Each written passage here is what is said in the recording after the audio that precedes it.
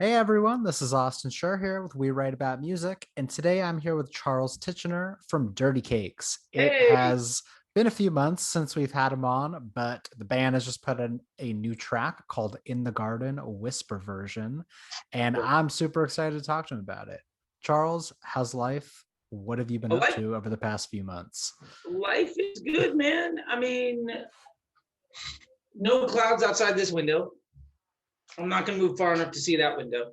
I Uh, think I think we're both in LA. Is we're that both in correct? Los Angeles, so things are going pretty good. I have my No clouds outside my window, so things are looking good over here too. things are pretty solid. I got on a clean shirt, uh, fun hat, got my topo.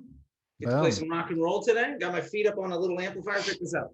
I got myself a footstool. It's a Gorilla amplifier. Oh wow. Oh, that's This pretty is nice. this It's an is the model. expensive footstool. No, let's not get carried away. This is like a. I bought that as effectively a fuzz box. I think it was like $60 Okay.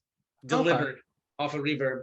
That fun fact, that is the model of guitar amp that the Eagles of Death Metal was record. Their first record was recorded with it, Rancho de la Luna, and I thought that was hilarious. And I wanted to get their sound, and I was asking Dave Catching, and also some of those folks live very close by. Occasionally, you can see a man on roller skates with extraordinarily what I will call revealing pantaloons skating around. And Okay. yeah, the signature tone is basically just a cheap guitar into one of these things, just cranked. I love it. It's got a I love that. It doesn't need to be a super expensive piece of gear to yeah, it's get got that this thing sound. called tube stack. Okay. That's the juice. You just do this, and then you got rock and roll right there. Boom, rock and Nice. roll. I'm digging the nails too. Oh, thank you. It's a fresh job. That's like a summer ready color right there. Yeah, well, you gotta live life a little bit. You know what I mean? And I feel I like feel you, man. I've gotten several colors. I feel odd when I do like the silver or like the straight sparkle. There's something that feels like it's just metallic. Um, this feels a little pastel, although I feel like this may have been more of a good like Easter color. Like it's Yeah. a little making me reminisce for those like nice little like chocolate I get that. you get at CVS, the like Oh yeah. I know what you're talking about. yeah, those things. Oh my god, I legitimately stockpiled them when they were in the like after Easter thing. Just like hid them around the house so I Yeah, didn't you cross got to anything. get them the day after when they're super cheap, when they're Oh yeah, 90% off. yeah. That's There's the way to ninety do it. percent off. They're in this big old bin, and it's just like, please take them. And I was like, okay.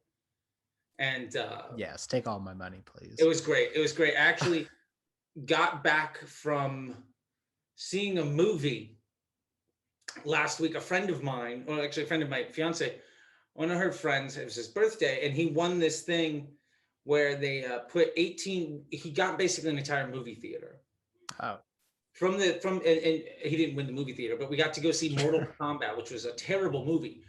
But we got so to go I've in. It heard. was 20 of us, and they basically got the big tub of popcorn, then the giant, liter of cola, Right. and then you got candy, and the tickets are free, and it was a great time because everybody was spaced out, and it was like this live version of Mystery Science Theater, and they're all like a majority of his friends are like improv comics or like very Okay. nerdy folks. So Yeah, it yeah. was just an onslaught of terrible jokes. We're like 90% failed, but every now and again, like some just hit home. That's Just what it's all right. That's what and it's it all was about. amazing. Long story short, on the way back, I grabbed a tub of ice cream and busted out another one of those bags of little chocolate eggs. You And got to life do it. was good. Life was good. I think that's a lot about what it is. It's life is about the experiences, right? And I feel like to kind of turn this back around, one of the things that I like so much about this new record in the garden is that it is very much an experience. It is a part of our live show Yes. where a lot of the songs that we play are really fast, right? And they're really heavy. I think the last one Exactly. we were on here, it was like Give an me opener some. because it was like 3.25 minutes long. Right. That's, I wanted to talk about that. I really wanted to kick this off with like a complete comparison of both the songs. Oh, let's do it. So Yeah. yeah, so first off, as I dug into In the Garden for the first time, I'm not going to say I was worried. I don't think worried is the right, but I was just like, did Dirtycakes go soft? Okay. Did they change up the tone? Like And Rebel then Radio, like kind three of, quarters of the way through Airheads. yeah. And then it just came out of nowhere and it basically effectively turned into one long guitar solo. Yeah. And then I was like, yes, this is what it's all about. So first kind of question here is, were they both recorded around the same time? Mm-hmm. And second is, I obviously it's the same band playing, but like it could, I don't know, there was just this such change between songs here. Like I love it. Yeah. Well, first question. Yes, they were both recorded at the same time, within hours of each other, Okay. in Rancho de Okay. la Luna, Nice. out in the desert, where this was kind of just like extracted from the sands. Although to be fair, In the Garden was recorded and it was nighttime Okay. versus after dinner. All So right. there's a little bit of that, like there's a little bit of darkness, just by, there are Yeah. windows in the studio, and it's because he's got this basically this like Shangri-La out in the middle of the desert, and it's not fancy, it's just nice. Yeah. But there's like windows, you know what I'm saying? So like you can see like, oh hey, look, the moon, and Right. That's like that's pretty. That fun. sounds really nice. Honestly, when you're in a recording studio, usually it's like this little hovel that's inside of a closet, that's inside of another room, inside of, and like you lose track of time. And maybe some of that is by Exactly. design, some of that is so people can't see what you're doing, all sorts of fun stuff. But this place is just straight up like, the drum room is a bedroom with windows, like That's any bedroom would have. The closet of the bedroom is where the bass amp is. There's another bedroom on the other side of that closet, and that's where the guitar amps were. sounds like Uh, paradise. yeah, it's nice. The control room Mm-hmm. is just the where the dining room table would be, and then the kitchen is a kitchen. And I mean, it's just a house Does basically. anyone live here? What's that? Does anyone actually live there, or is it just No, primarily for recording? you can. You There is a can. bed to like stay overnight, but there Okay. are two other houses on the property. Oh, got it. So when you go record there, you sleep in these other houses. So it's fun, and so there's this house that you sleep in, and one of them it's like a one bedroom. So there's like a straight up bedroom, and then there's like a couch, and then there's this like converted outdoor spot, which I can only imagine was maybe like a shack or something that was done up. So I slept in the shack because Okay. I just thought it was fun. And but yeah, and like, so they were all done in the same place. The equipment was a little bit different. Guitars were basically the same. The pedals were effectively the same, Okay. but a lot of the amps were different. So, I mean, you can see this guitar behind me back here. This is a Billy Bow. So it's a modified version of a Gibson Jupiter, as Okay. played by Billy Gibbons from ZZ Top, and Mhm. his bastardization of a Bo Diddley guitar.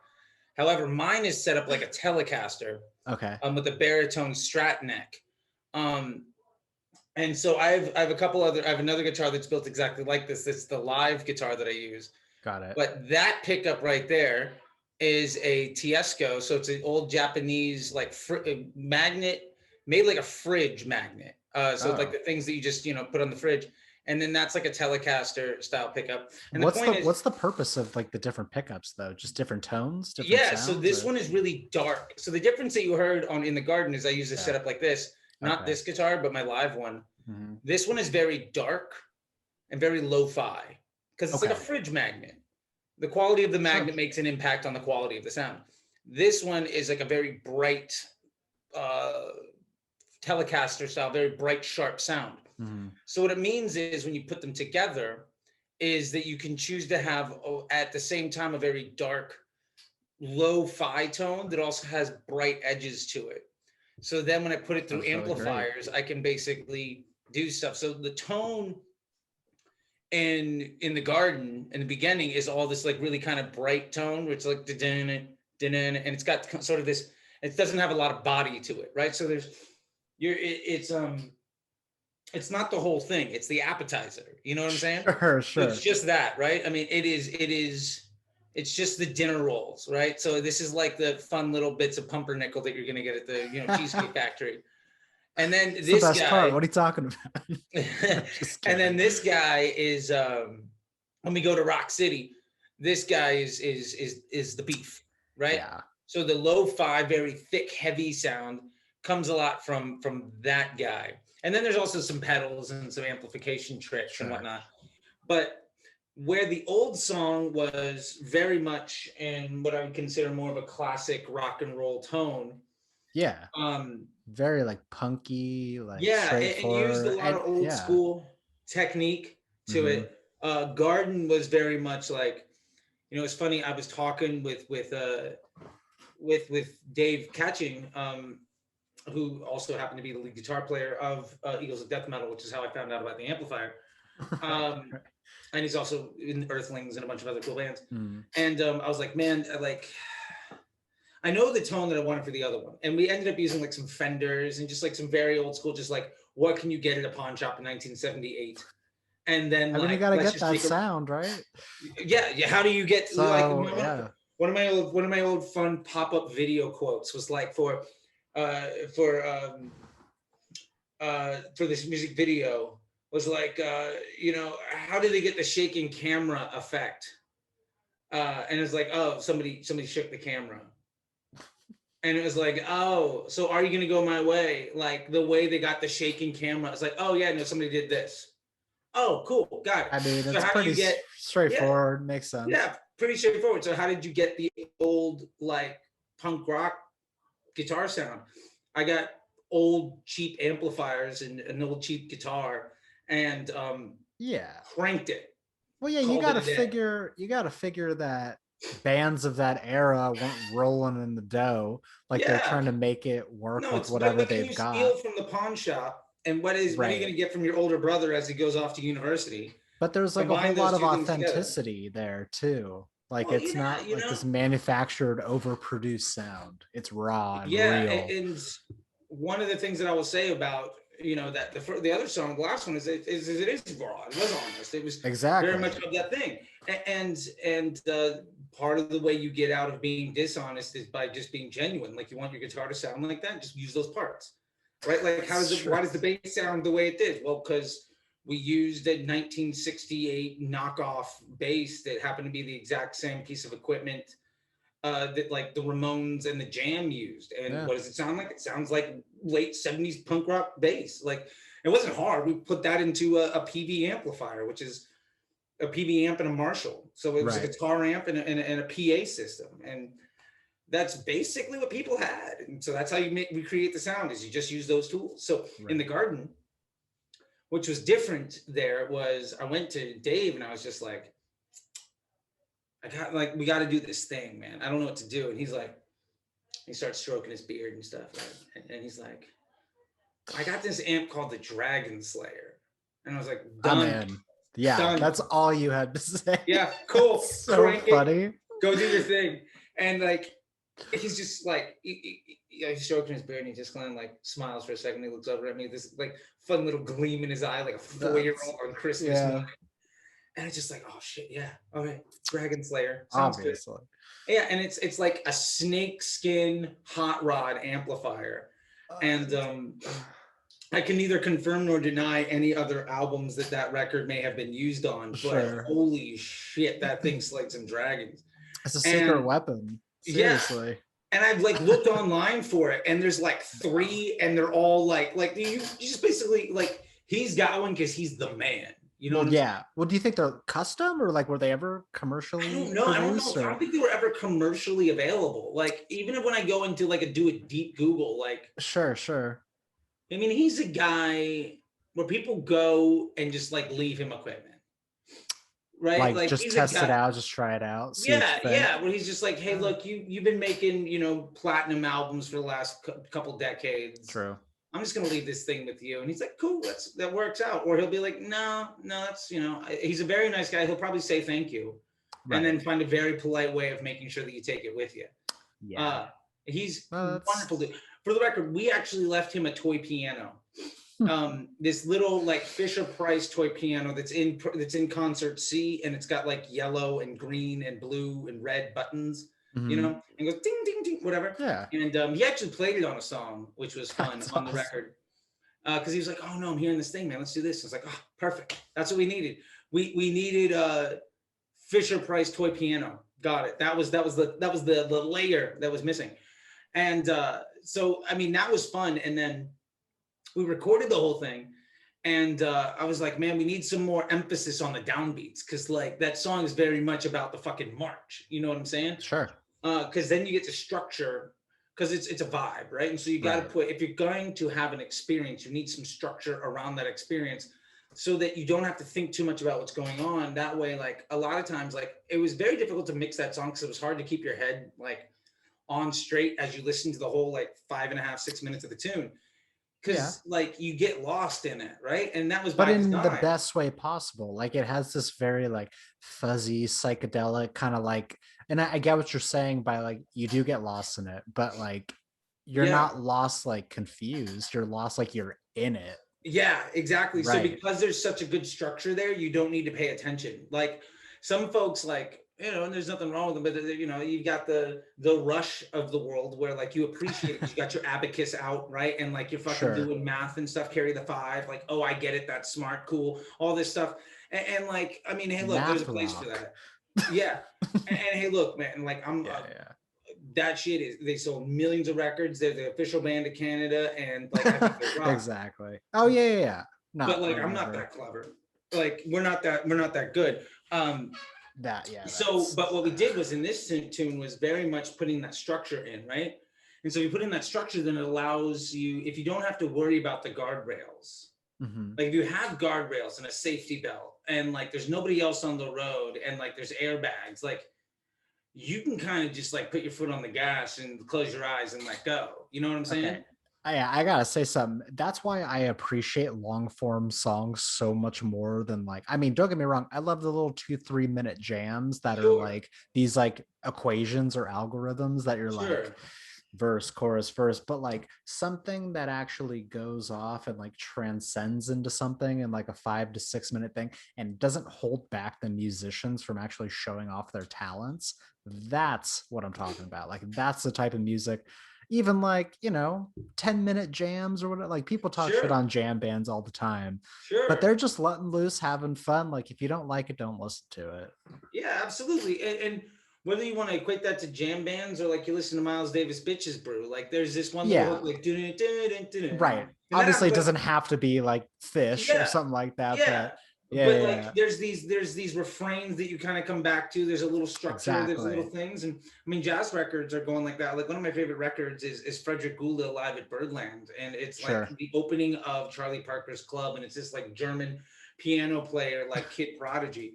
And I found that in, like the Dollar Band, and it's one of my favorite records to listen to because like you can hear the fucking like waiters taking orders and shit. And this That's dude just hey, fucking slaying. authentic. Oh, it's great. Like you can Like, hear like oh, it's great. Like it's so it's funny. it's so good.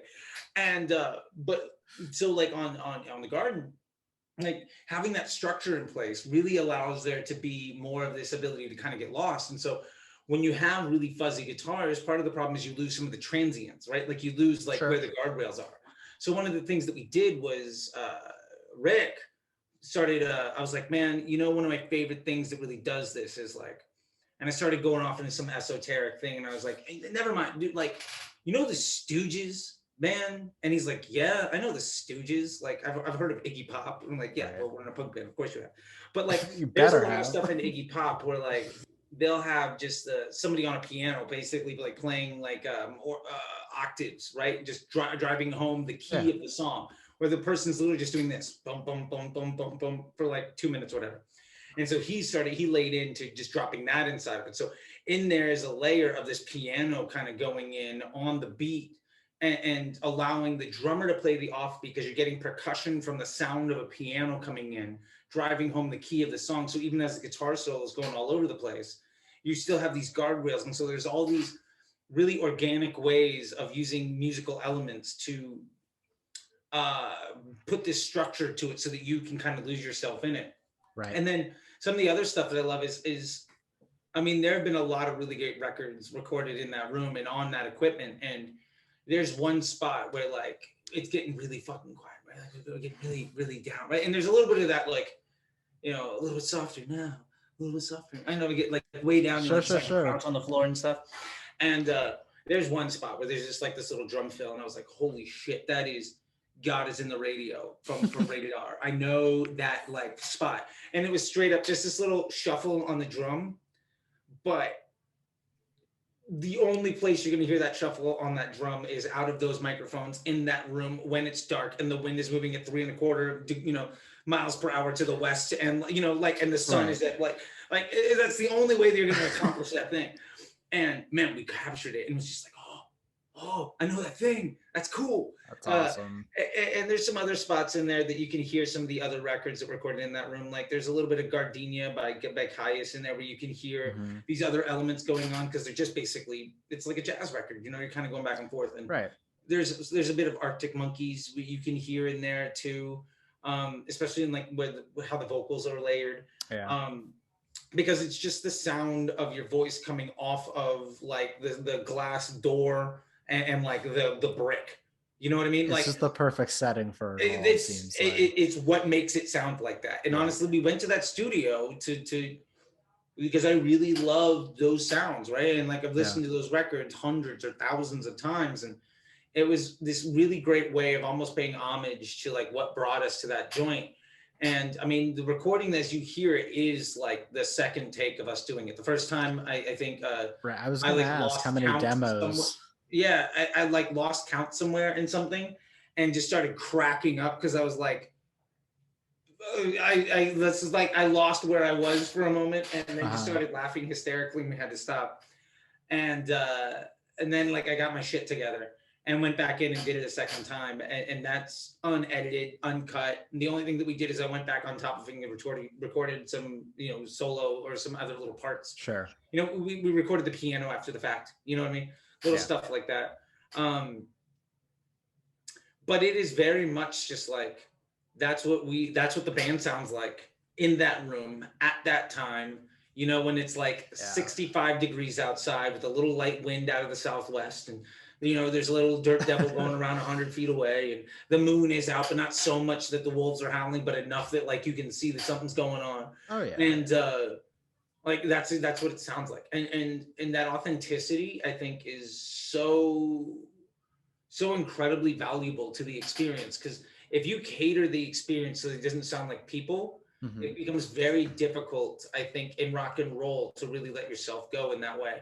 And not to say that it's wrong to really structure things like, so, you know, like I'm a big fan of a lot of electronic stuff, and like jungle, like there's no way that a live band is going to pull off all of that stuff in the same way, but they're putting together those things in a different element, you know. I've seen them. They're pretty good, but it's definitely a different experience than the recorded version, because like how could you possibly ever you're just not going to be able to. No. And don't get me wrong, I've absolutely been on far too many illegal substances at the front row of like Ultra in like a tent at like 2:00 in the morning, listening to like Dara and Planet as the drums struck 170 BPM. But at that point, you're just like, I don't care about anything. and I'm off in some like space, and it's great. And that's obviously a more manufactured sound, but the vibe of what you're doing is still, you're providing a structure to allow the person experiencing it to have their own experience. And then like a lot of it being that live thing, like having that experience, like this was our closer live for a long time. Got it. So this ended up being, we ended up adding another closer on top of this, because generally by the end of this song live, I've thrown the guitar across the room, I'm dragging it between people, I'm off the stage moshing with folks, like doing guitar solos, I'm like hanging off the ceiling, like it's fun, you know what I mean? Like, it sounds like the song is longer live than it is recorded. Like it's an experience if you're closing out a show with it. Yeah, I mean, and mind you, I mean, we're a punk band with like the average song's about 2.25 minutes long, and then here's this like 6-minute piece. But yeah, that's absolutely is great. You know, and it's like, because there's a time and a place you're building up to something, right? Yeah. And part of that also, we ended the set with it a lot because it's also this like mantra, right? It also Yeah. pulls into this like raga element, right? This like over and over thing, so that like, I mean, we pound that riff into your head, and my goal is that you wake up the next morning and it's still in your brain, and like you're doing this like walk of shame home from whoever's house you ended up at, and like you have a smile on your face. That means we did a good job, you know? That's what the Dirtycakes experience is all about, right? I mean, there. hopefully, right? Sell booze, get people laid, have a good time. And like, Yeah. I feel Where like do I that's sign kind of up? your job, you know? And so It part is. of It the is trick your of job. like, part of the trick of, right? I mean, you're an entertainer. Like, look, if you come out to a show, understand that like the band is competing with like Pornhub, Netflix, you know, Yeah. DoorDash. Like, you put on pants, you had to go out and deal with people. You had to pay Oh, for you gotta parking. stand. You had to Yeah, you stand got for like hours. so I much, know. so much. And so like it better work. Like you better pay it off. You know what I'm Right. saying? Like, I mean, I don't know. Like, I love performers that put on shows. Like, if you ever go to Yeah. like a Hamburger Mary's, or like, you know, if you go to drag brunch or something, like those Sure. people put on a show. Yeah. They are working. You know what I'm saying? And like, that's why you enjoy it. You don't even have to even dig what's going on. I mean, it's fucking bingo. I've never enjoyed bingo, but you go to a drag bingo show and like, holy shit, this is a good time. I still have yet to like cash in I won one time like 40 years ago, and I still have like 8 tickets to paintball that I haven't done, but there's no expiration date on the tickets. So I got to take them up on. But so like, there's a lot of this stuff that's going on, you know? And so I think part of the live show is that you get to have that experience. Now, part of the issue though, when I'm recording is like, you have to carry over that experience, right? And there's a lot of stuff. Like, I've never seen the Doors live, mainly because Jim died like a couple decades too early for me to catch. But then you see like the live footage, or you see like a live record. Like, one of the things that captured my imagination ever since I was a kid was like they have some live shows of their song "The End," right? And he's pulling out like the church bells and shit, and he's like, "Bring out your dead" and all sorts of shit. And like, you can tell that if you were at that show, you are no longer like in that room next to the person whoever you come with. You are like just you are experiencing something, right? You've risen. I get it. And some of that like some of that thing that takes you out of where you are, I think, is what I love so much. And even like, if you go to a movie, like, I hate watching movies or TV shows where like it's got their same like recycled 14 people from CBS television. Like, I immediately know that I'm watching a show. Exactly. Right? Like, I don't care how good Criminal Minds is. It's got Joe Montana and it's Greg from Dharma and Greg, and I can't ever take him seriously. Like, but like, when you go to a show, man, like, that is the point of doing something. I think a really good venue sets up the experience. Yeah. And I think a really good band puts you in that space. Like, and I know a lot of really good bands that do it. Like the Melvins, when you see them live, I still don't know most of the words to most of the songs, and I don't think it fucking matters. No, but it's the experience. It's the vibe. It's the energy more than anything. Yeah, like, I've seen them play with 2 drummers. I've seen them play with 2 bass players. Like, I've seen them do like all sorts of crazy stuff. Right. And like, also another really good band is Plague Vendor. Like, I know a lot of the songs, and some of the songs I don't, but they do a really good job of like taking you on a journey through things, you know. And Jack White is phenomenal at that, you know. And Neil Young is really good at that kind of stuff too. So you don't look down your watch like, oh wow, this song's still on. Like, there's not that vibe. Right. So part of the difficulty in the recording of it is to really capture that energy, you know, so that like, how do you transfer what is effectively a live experience into a recorded piece? And I feel like a lot of folks make the mistake of just trying to replicate that experience. And I'll be honest, like, we made a very specific and deliberate effort to just say, like, we're going to get lost in this, and you're going to hear us do that. Yeah. And we decided to make what was most authentically us in that room at that time, in that space with those people on that day. We could have recorded it 20 more times, and they all may have been better or worse, but they all would have effectively just been different versions of that journey. Right. And like, the reason it's that long is because that felt right. Like, we were literally in a room, and it was like this kind of like wink and nod and little head nod tap, and like, you know, the pulling of the ear and the crossing of the nose, like all of that stuff, right? Exactly. And Carol Burnett comes out and just like, you know, and like, okay, mom says we're good to go. All right, awesome. And then like that's what happened. You know, there wasn't a structure of like on a sheet of paper. Okay, it's like 4 + 3, and that's fine, because live that song has been half the length or twice as long. Exactly. So the obvious question here is, when are you guys getting on the road? All this talk of live shows, things are getting Yeah, scheduled. I mean, yeah, Let's go. I mean, our last live show was at the Satellite, formerly Spaceland. We were the last band to play there Oh, before it geez. shut down. Um, and I mean, we are definitely in the talks right now of what that's going to look like.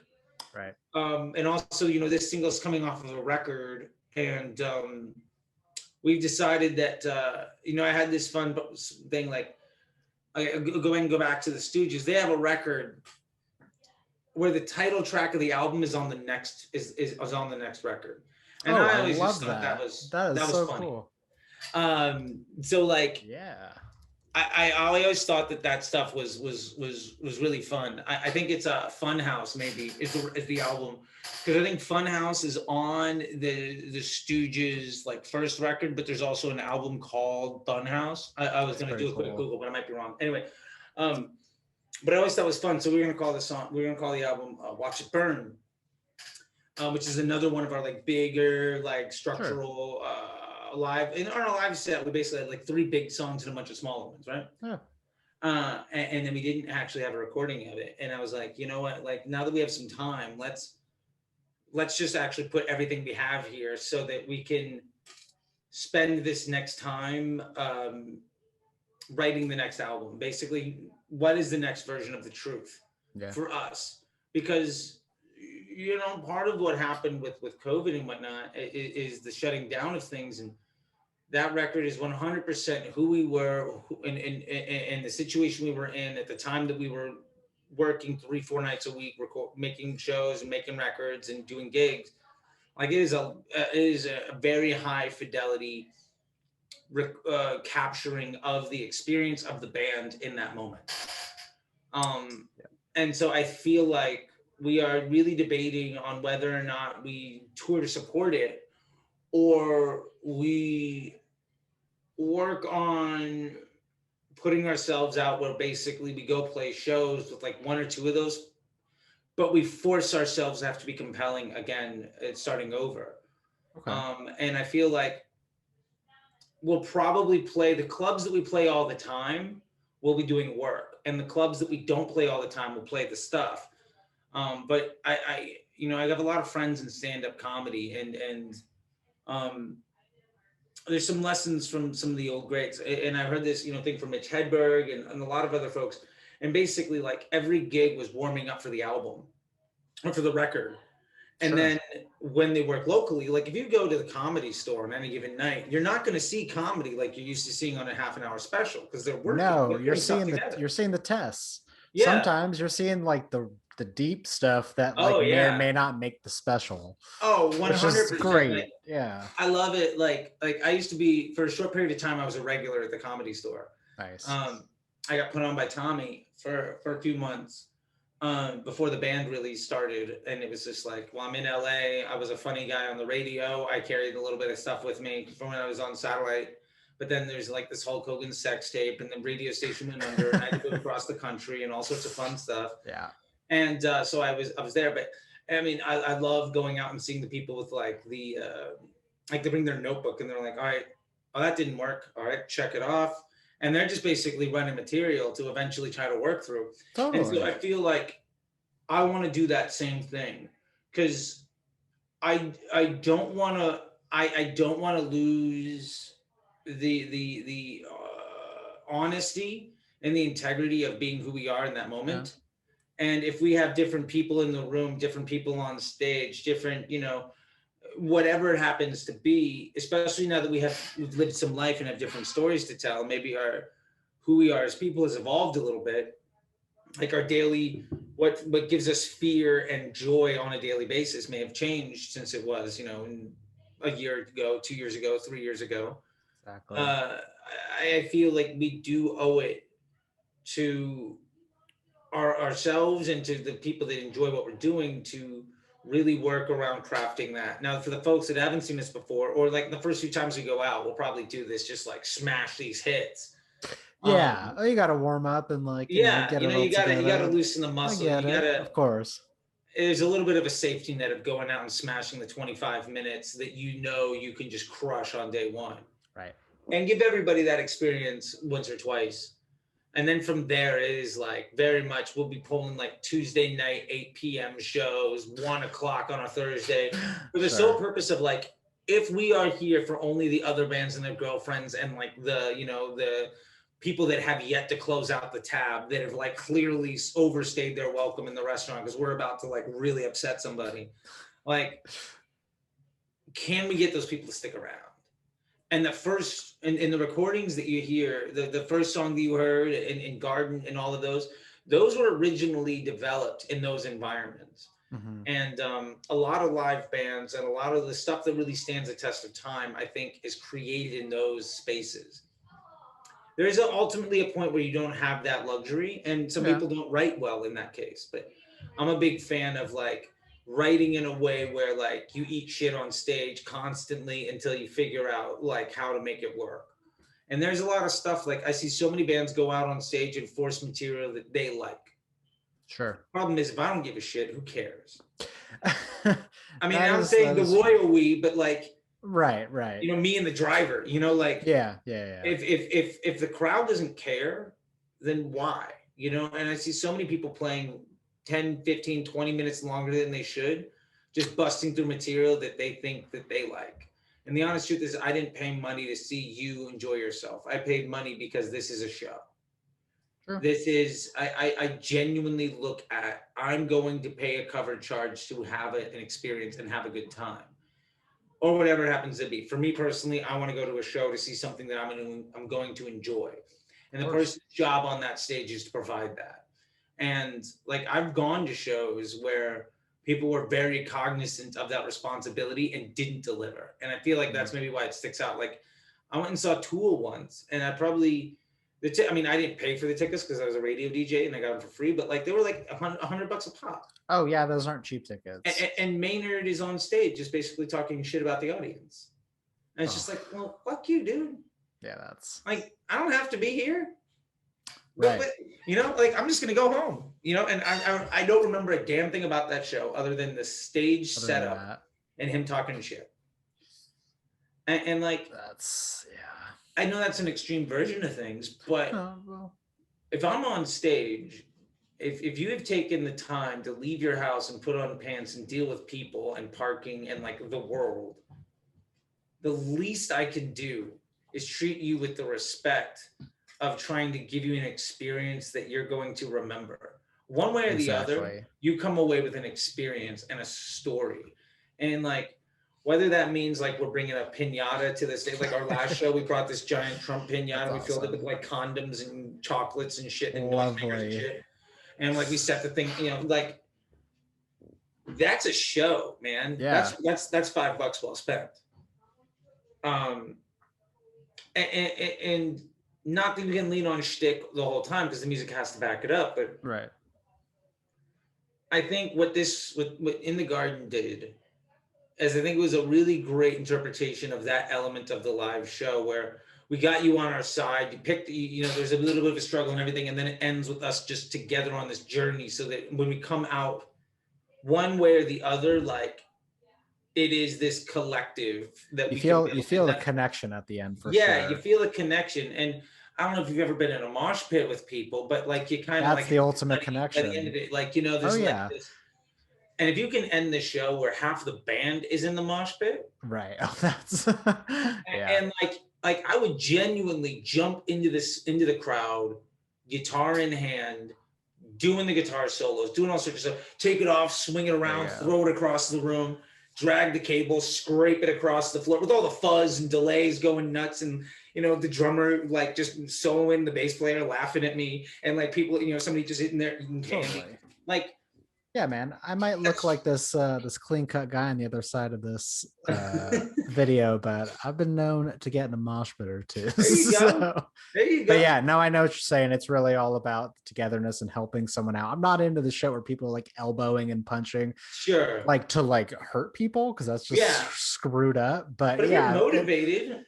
Well, yeah, but if someone falls, help them back up. If someone Absolutely. loses a shoe, grab their shoe. Yeah, the guy with the Like, glasses. don't be Everybody a always dick has the about pair of it. glasses that gets lost in the Yeah, circle. And like, right. like, okay, wait, let's get him. Okay, well, here's your thing. Cool. All Exactly. right, Like, you good? All that's right, what cool. I And then you shove him like. back over. Yeah, Yeah, like, exactly. and There's a right and a wrong way. yeah, Like, absolutely. And so if you can we would really make a point of trying to bring that energy. And I yeah, feel like all of this like fun reminiscing that we're talking about, for me, when I listen to it, it is sort of some of the things that I go back to and a lot of the fun that I see.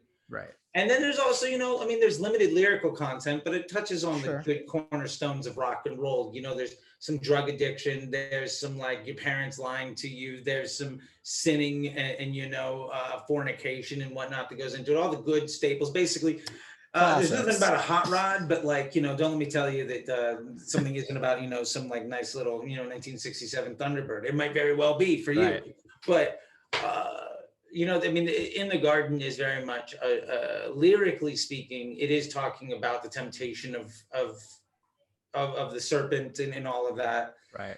And there's like a hard lift notion. There's a reference to a Nirvana cut, which if anybody ever comes up to me at a show and gets that reference, I will flat out just like offer them everything off my back. Just like, you got the reference. And That's awesome.